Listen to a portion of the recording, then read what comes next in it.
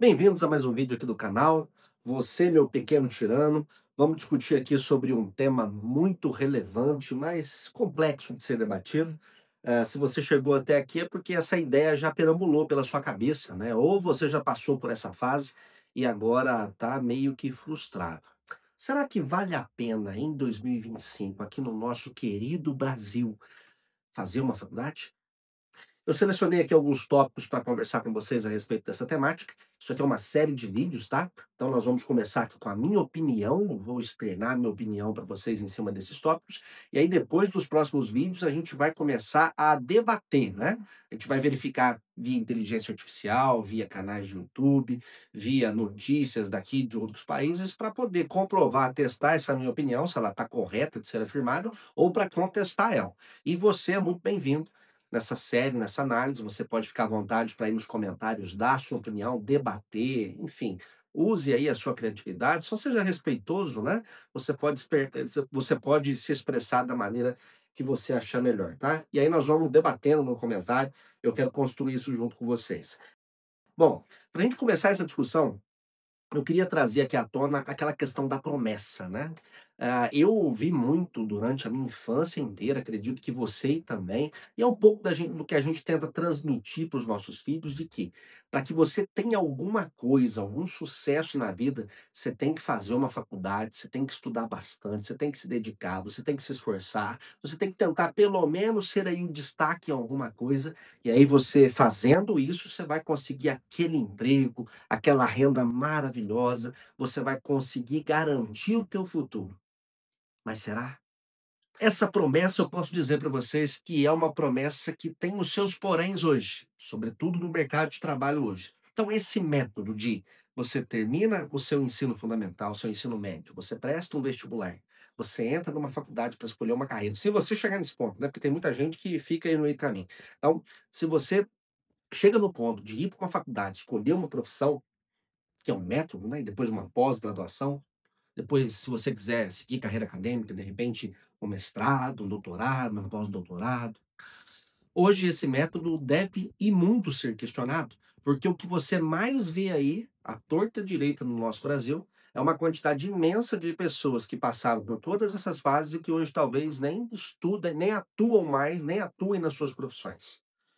E isso tem um motivo, que é o que eu quero explorar com vocês. Então, eu vou chamar esse ponto, né, de geração enganada, porque de fato eu me sinto enganado, né? Eu passei por todas essas fases e hoje, quando eu olho para a minha profissão, quando eu olho para o mercado de trabalho, quando eu olho os jovens entrando hoje nesse universo, muitos deles, eu tenho feedbacks aqui, me buscam para comentar que se frustram, né? E você, se sente frustrado?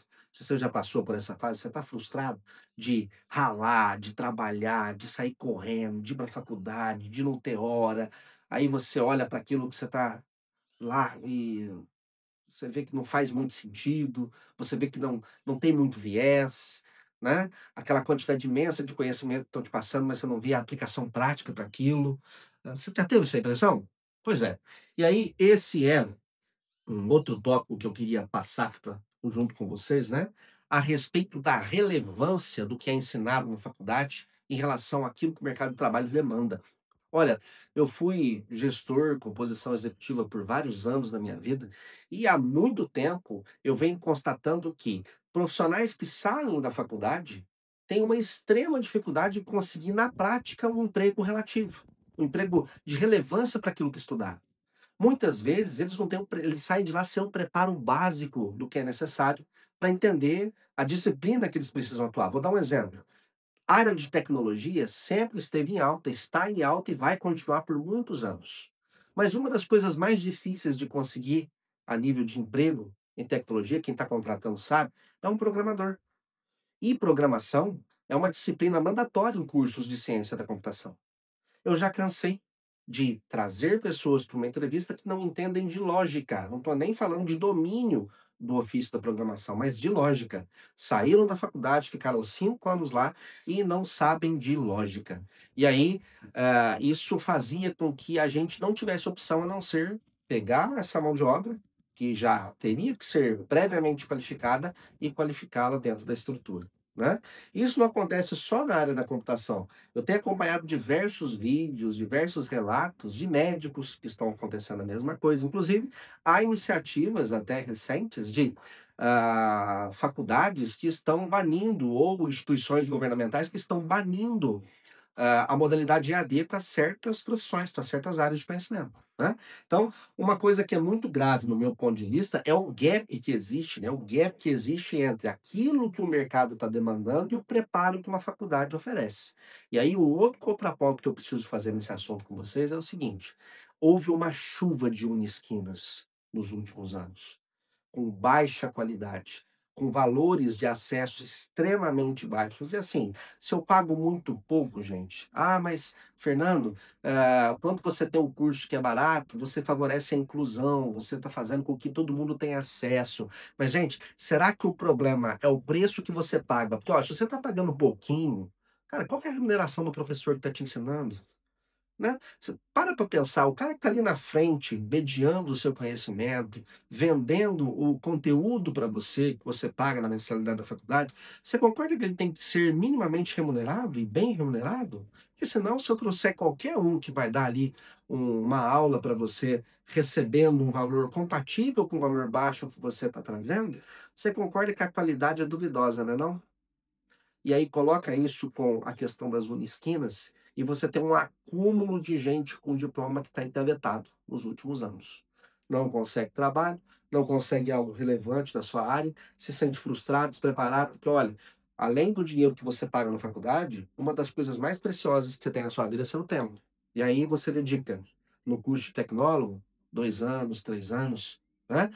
Os cursos de tecnólogo são aqueles cursos de nível superior mas que são para tapar certas demandas de mercado, né? Não é um bacharel, não tem um título de bacharel. O bacharelado é o grau mais comum, é o grau inicial de curso superior, né? Tem licenciatura, mas vamos falar do bacharelado como padrão. Você aí vai ficar de 4 a 5 anos no curso bacharelado para sair desse curso com a síndrome do recém-formado, que é quando você acha que está preparado, mas você descobre, te dá um murro na cara e você vê, o mercado te fala, ó, você não está preparado, né? E aí o próximo passo, lógico, eu preciso de uma pós-graduação. E aí você entra numa pós-graduação, você vai ficar mais 1 ano e meio, 2 anos. Aí na graduação ela passa de estágio, e aí é TCC, e meu Deus do céu, é uma doideira, você tendo que pagar conta, manter toda a sua rotina e ainda se preparar dessa maneira, para depois da pós-graduação você continuar na mesma.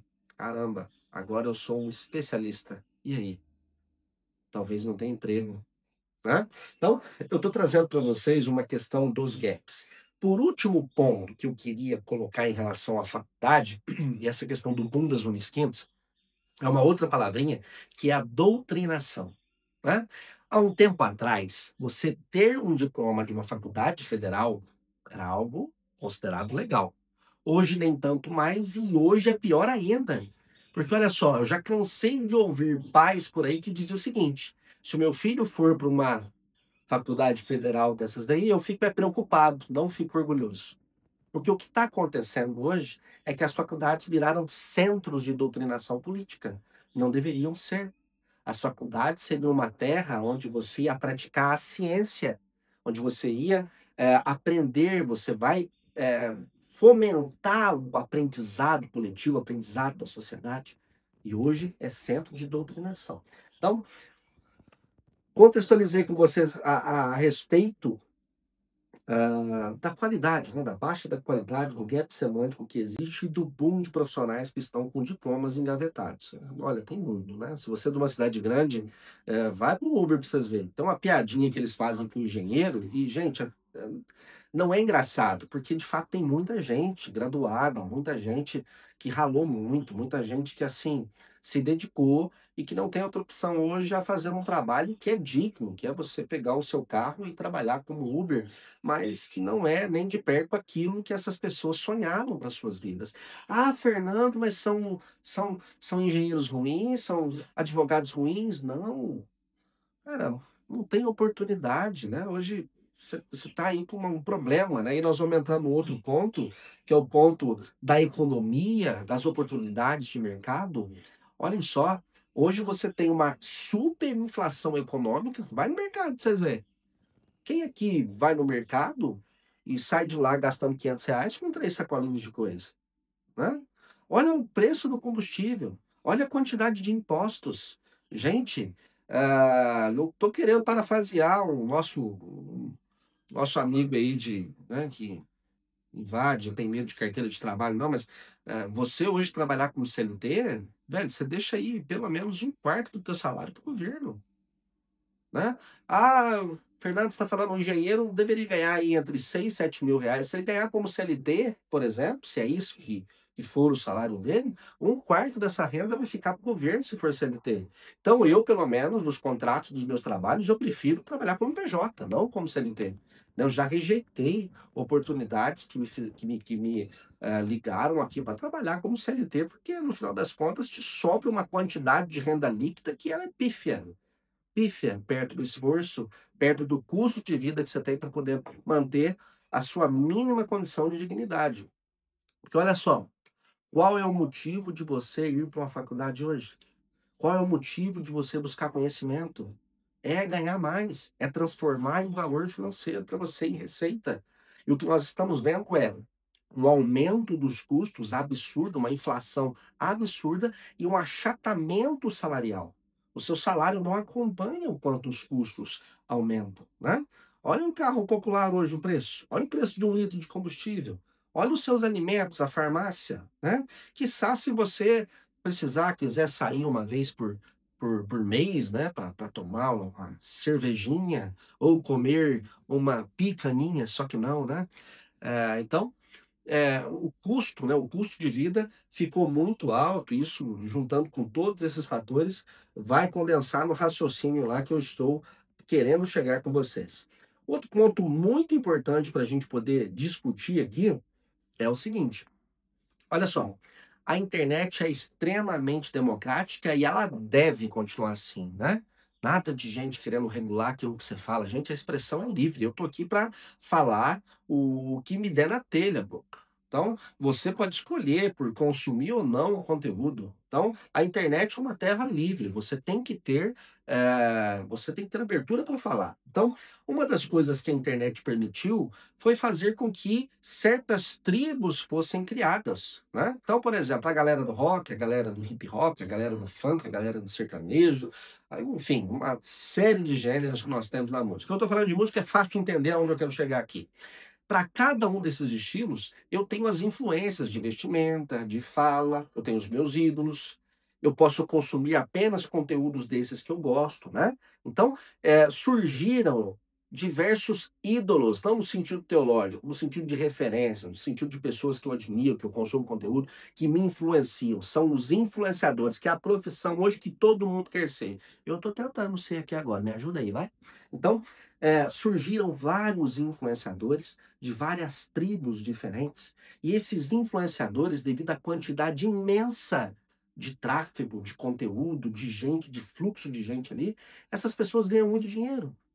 E olha, é revoltante para certas pessoas pensar que muitas dessas pessoas que estão ganhando rios de dinheiro nunca, nem sequer pensaram em fazer as renúncias que talvez você tenha feito, que você esteja pensando em fazer para fazer uma faculdade, né? Às vezes, um stories dessa pessoa, uma publicação que ela faz, gera a remuneração de 10 anos de um salário de um engenheiro, de um médico, de um, né, médico, não, que ainda no Brasil continua sendo algo legal, né? Aliás, algumas profissões ainda vale a pena você, em alguns cenários, ir para a faculdade, mas eu estou falando de uma maneira massificar, né? Então, isso gera uma certa frustração. Cara, para que eu estou estudando? Para que eu estou fazendo isso aqui tudo? Para que eu estou engolindo teoria aqui, ralando, madrugada, né, trabalho, responsabilidades, boleto, pressão, se no final das contas o meu salário não vai valer a pena e outras pessoas que estão correndo atrás de artifícios muito mais fáceis do que o que eu estou fazendo aqui, elas estão ganhando muito, mas muito mais. Então, esse é um outro ponto para a gente se atentar, porque a gente é bombardeado a todo momento por isso, né? Olha só, então quanto vale o seu diploma hoje para uma economia distópica? né? Para um cenário de influenciadores que vivem uma vida dos sonhos que, para a maior parte das pessoas, continua sendo inacessível e que era vendido para você como possibilidade se você estudasse muito, se dedicasse muito por longos anos da sua vida para garantir o restante do seu futuro, né? Quanto vale o teu diploma? Na minha opinião, o seu diploma hoje não vale nada. Recomendo fazer uma faculdade em 2025 hoje, Fernando? É um grande, belo não. Não recomendo por tudo isso que eu disse para vocês, mas principalmente pelo tempo. O tempo que você investe numa graduação, vamos considerar que é 5 anos, são 5 anos de penúria para a maior parte de nós, né? Numa economia que não tem sustentação, para um mercado que não traz basicamente nenhuma visão de oportunidade, né? A minha recomendação seria para você investir no curso técnico, no inglês, né? Invista no inglês. Se você investir no inglês, um rio de oportunidade vai abrir na sua frente. Diferente de mim, que investi menos no inglês e investi mais em preparo, em graduação, pós-graduação, né? Uma certificação, né, na área da tecnologia. A pergunta que me fizeram recentemente era se compensava entrar num curso de bacharelado em ciência da computação numa Unisquina por aí. A minha resposta foi um grande não, porque é preferível essa pessoa entrar num curso técnico ou consumir conteúdos na própria internet, estudando por conta própria e aprendendo a programar, porque depois dos 5 anos que ela ficar na faculdade, eu garanto que ela vai sair de lá não sabendo basicamente nada de programação. E vai entrar no mercado de trabalho frustrado, vai perder 5 anos da sua vida, né? Então, a minha conclusão, o meu conselho, o que eu percebo hoje do mercado brasileiro, é que não compensa de fato você entrar no curso de bacharelado. Mas olha, isso não significa que um diploma de bacharelado não te abra algumas portas, né? Você quer ir para fora do Brasil? A maior parte dos outros países te dão algumas vantagens e benefícios por ter um diploma bacharelado. Mas isso é tema para um outro vídeo. A minha resposta para vocês é: compensa fazer uma faculdade em 2025? Não, é perca de tempo. Escolha outra coisa que te dê um retorno maior financeiro pelo tempo que você vai se dedicar a essa estrutura, ok? Não se esqueça de se inscrever no nosso canal, porque agora no próximo vídeo nós vamos fazer uma pesquisa. Será que, de fato, essa opinião que eu estou te dando é uma opinião válida? Ou nós vamos contestá-la? Aguarde aí. Até mais.